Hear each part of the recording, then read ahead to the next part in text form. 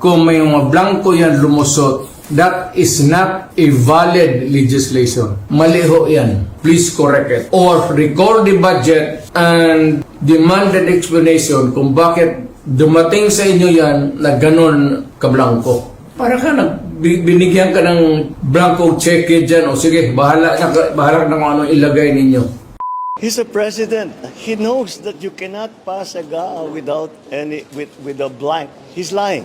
And he's lying because he knows perfectly well that doesn't ever happen. Sa kasaysayan ng buong Pilipinas, hindi pinapayagan na magkaroon ng item ang GAA nang hindi nakalagay kung ano yung project at saka ano yung gastos, ano yung pondo. So, it's a lie. But what happened next? Billions went to budget insertions with little oversight, while Marcos told the public it can't be done. The truth is out.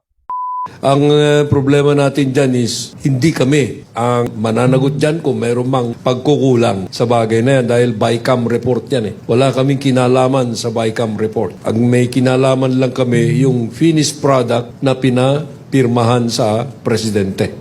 Isang tanong, ba't nyo pinirmahan?